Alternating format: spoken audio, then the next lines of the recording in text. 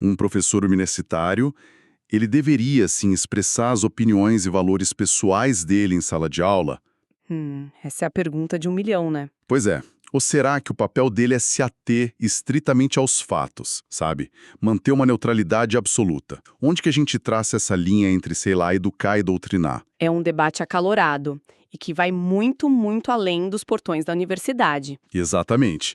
E para guiar a nossa análise hoje, a gente tem um material, um texto denso e fascinante que mergulha de cabeça nesse conceito de neutralidade ética, principalmente na sociologia e na economia. Certo. A nossa missão aqui é desvendar a distinção que o texto considera assim crucial. A diferença entre o que é os fatos e o que deveria ser, que são juízos de valor. Importante dizer que, embora o ponto de partida seja a sala de aula, a discussão se expande, né? Vira uma questão fundamental sobre como a gente toma decisões na vida. Sim, o texto meio que força a gente a confrontar como lidamos com a informação, como escolhemos nossos ideais e o que objetividade realmente significa num mundo que, vamos ser sinceros, é uma confusão de valores conflitantes. Ok, vamos desempacotar isso então. O texto começa colocando a gente numa encruzilhada, apresentando duas formas de lidar com valores no ensino. Certo. De um lado, tem a visão de que, tudo bem o professor apresentar fatos e também as opiniões pessoais, contando que ele seja super claro. Tipo, ok, pessoal, até aqui foram os fatos. Agora é a minha opinião. E do outro lado, a posição mais rigorosa, a de que os juízos de valor devem ser, assim, reduzidos ao mínimo absoluto. Quase eliminados. Certo. E, olha, a minha primeira intuição seria dizer que a segunda opção é a mais correta, a mais científica. Mas é aí que o texto dá uma virada surpreendente. Assim, Ele diz que essa ideia de minimizar os valores é, na verdade, insustentável. Isso me pegou de surpresa. é um ponto que vira o bom senso de cabeça para baixo, né? A gente costuma pensar no professor neutro como o ideal. Exato. Mas o texto argumenta que a neutralidade que é só de fachada, sabe? Aquela que esconde os valores em vez de admiti-los, é muito mais perigosa. Como assim, mais perigosa? Como um veneno sem sabor. Você não percebe que está sendo influenciado. O autor acha que a tentativa de distinguir entre valores, sei lá, partidários e não partidários é só uma cortina de fumaça para empurrar uma visão de mundo de forma sutil. E isso leva a um dos argumentos mais contraintuitivos que eu já vi. O texto defende que professores apaixonados e abertamente tendenciosos, ele até cita um historiador alemão, Treitschke. Um nacionalista fervoroso, né? Isso. Ele diz que esses professores eram, de certa forma, mais toleráveis do que aqueles que apresentam seus valores com uma frieza calculada, como se fossem verdades científicas. Parece um paradoxo, não é? Mas a lógica por trás é muito poderosa. Qual é a lógica? A paixão de um Treitschke, o nacionalismo explícito dele, funcionava como um grande letreiro de neon piscando. Atenção! Viés ideológico aqui.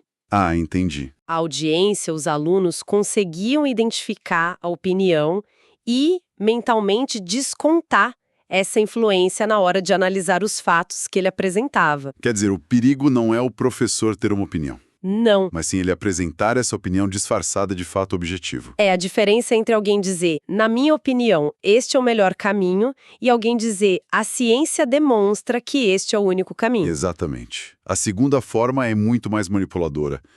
E é isso que leva ao que o autor chama de requisito mínimo absoluto de honestidade intelectual. Que seria? A regra de ouro é, se um professor vai expressar um juízo de valor, ele tem o dever incondicional de sinalizar para todo mundo e para si mesmo onde termina a análise de fatos e onde começa a sua avaliação pessoal. Essa fronteira tem que ser um muro, não uma linha na areia. Perfeito.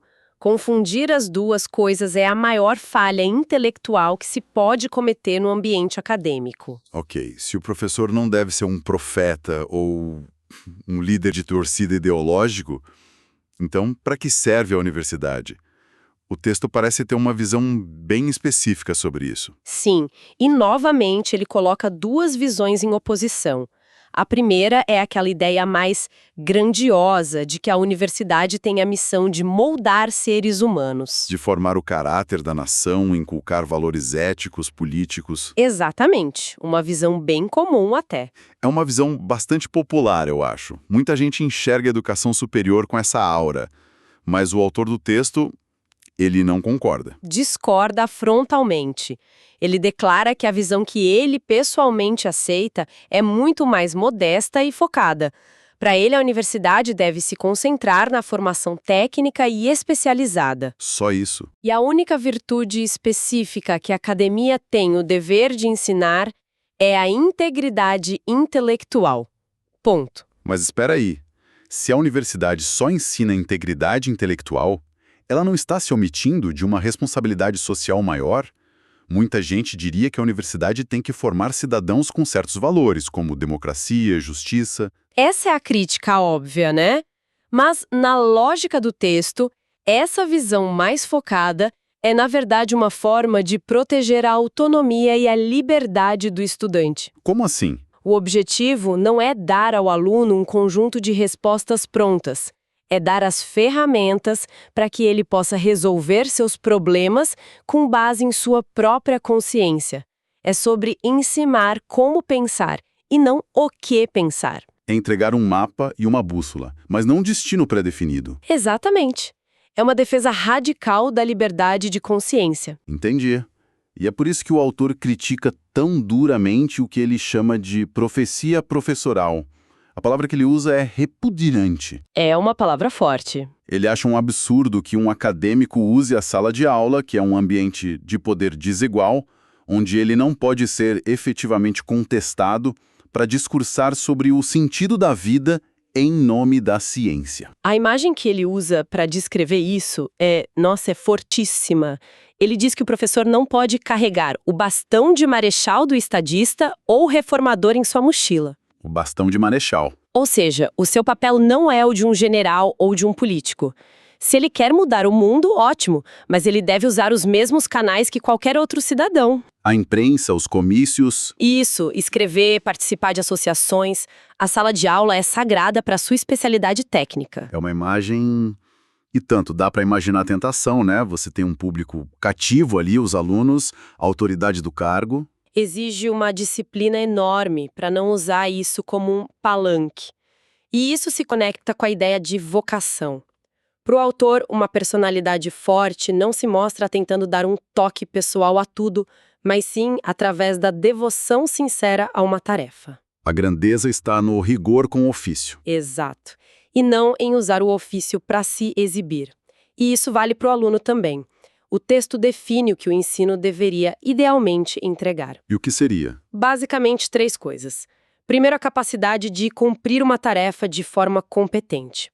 Segundo, e mais importante para a nossa discussão, a capacidade de reconhecer fatos, mesmo os que são desconfortáveis, e saber separá-los das suas próprias avaliações. E o terceiro? E terceiro, a capacidade de se subordinar à tarefa, de reprimir aquele impulso de sempre querer deixar a sua marca, exibir seus gostos pessoais. É uma ética do trabalho e da disciplina intelectual. Certo. Então, no fundo, a espinha dorsal de todo o argumento é essa separação radical entre fatos e valores. O texto diz que uma proposição empírica, algo que descreve o mundo, e um imperativo prático, um juízo de valor sobre como o mundo deveria ser, são coisas de natureza absolutamente heterogêneas. Exatamente. É como misturar água e óleo. Ele diz que são de universos diferentes. Confundir as duas diminui o valor de ambas. A ciência perde credibilidade e os valores perdem força moral. Certo. E o texto é inteligente porque ele se antecipa a alguns mal-entendidos. Do tipo? Primeiro, ele deixa claro que a ciência pode e deve estudar os valores das pessoas como um objeto de análise. A sociologia da religião, por exemplo. Ela estuda as crenças das pessoas, mas o sociólogo não precisa acreditar naqueles deuses. Perfeito. A questão é o cientista manter os seus próprios valores fora da análise. É a diferença entre ser um cartógrafo, que desenha um mapa do terreno como ele é, e ser um guia turístico, que marca no mapa só os seus pontos favoritos e diz que são os únicos que valem a pena. Analogia perfeita. E o segundo mal entendido que ele combate é a ideia de que uma ciência da ética poderia, de alguma forma, criar uma ética universalmente válida. O exemplo que ele dá é ótimo. O fato de você conseguir analisar a astronomia chinesa antiga com precisão não prova que os astrônomos chineses estavam certos. Analisar um sistema de valores não o valida nem o invalida. Mas então os nossos valores não servem para nada na ciência? Devem ser completamente deixados de lado? Não. E aí entra um conceito sutil, mas fundamental. A relevância para o valor. Relevância para o valor. Sim. Nossos valores e interesses culturais são o que nos guiam na hora de escolher o que pesquisar. De todos os fatos do universo, por que um sociólogo estuda a desigualdade social e não a composição da poeira em Marte? Porque a desigualdade é um tema culturalmente relevante para nós. Isso. Então, os valores nos ajudam a selecionar nosso objeto de estudo. Mas, uma vez que o objeto é selecionado, a análise em si deve ser livre de valores. Ok, isso me leva a uma outra dúvida. Se a ciência não pode nos dar um veredito sobre qual valor é o melhor, como a gente alcança tal objetividade científica? Boa pergunta. O texto rejeita a ideia de que ser objetivo é achar um meio termo, um consenso morno entre várias opiniões. Sim, ele é muito enfático nisso. Achar um caminho do meio entre, sei lá, o capitalismo selvagem e o comunismo não é mais científico do que defender um dos extremos. Porque o meio termo é ele mesmo uma posição de valor. Exato. Não é um fato. O papel da ciência não é ser uma espécie de juiz de paz entre ideologias. Então qual é o papel dela? O papel é esclarecer. A ciência deve dizer: olha, diante deste problema, estas são as posições de valor finais que se pode tomar. E para cada uma delas, estas são as consequências factuais prováveis e os custos envolvidos. Ela ilumina as escolhas, mas não faz a escolha por ninguém. Exato. Ela te mostra o cardápio com os ingredientes e o preço de cada prato. A decisão do que comer é sua. E é aqui que a discussão explode para fora da universidade e vira uma reflexão sobre a própria condição humana, certo? Totalmente. O texto argumenta que a realidade é que vivemos num mundo onde diferentes esferas de valor estão em conflito permanente. A linguagem que ele usa é até dramática. É bem dramática. Ele fala de uma luta de Marte irreconciliável, como aquela entre Deus e o diabo. Essa ideia, que às vezes é chamada de politeísmo de valores, é o coração do argumento. Não existe uma régua única para medir tudo. Como assim? Pensa assim, do ponto de vista da ética de negócios, demitir 10% da força de trabalho para garantir a sobrevivência da empresa pode ser a decisão correta. Mas do ponto de vista da ética social, é uma tragédia para centenas de famílias. A ciência não pode te dizer qual Deus você deve servir, o do lucro ou da comunidade. Ela só pode mostrar o custo de cada escolha. Um exemplo mais pessoal. A escolha entre passar o fim de semana estudando para uma prova que vai definir sua carreira, O Deus do sucesso profissional. ou ir visitar uma avó que está doente, o Deus da família. Não existe uma fórmula matemática para dizer qual é a escolha certa. Exatamente. E isso joga toda a responsabilidade no nosso colo. O texto diz que a vida, se não for para ser vivida como um mero evento da natureza, mas sim conscientemente guiada, ela se torna uma série de decisões últimas. É através delas que a gente escolhe o nosso próprio destino. Sim. E ele diz que a superficialidade da vida moderna é justamente a gente não querer enxergar esses conflitos, fingir que dá para ter tudo ao mesmo tempo e evitar a dor da escolha. Confesso que essa ideia do politeísmo de valores é um pouco desconfortável. Parece que nos deixa à deriva, sem uma bússola moral universal. É desconfortável, mas é o oposto do relativismo do vale tudo. O oposto. Sim, o relativismo diz que nenhuma escolha importa porque todos os valores são iguais. O politeísmo do texto diz o contrário. As escolhas importam imensamente porque os valores são reais, poderosos e estão em conflito trágico. A escolha é tão séria que ela define quem você é. Exato. E por ser tão séria, que ela é pessoal e intransferível. Ninguém, e muito menos a ciência, pode tirar esse peso e essa dignidade de você. Então, para fechar o ciclo e voltar ao começo, o papel do professor ou do cientista é ser o melhor guia possível nesse terreno minado. Uhum. Ele pode nos mostrar um mapa, os diferentes caminhos, os penhascos de um lado, os pântanos do outro, mas a decisão de qual trilha seguir, essa é inteiramente nossa. Perfeito. A ciência força a gente a prestar contas dos fatos, ilumina as consequências das nossas ações e nos mostra os valores concorrentes em jogo. Mas ela para na soleira da porta da decisão.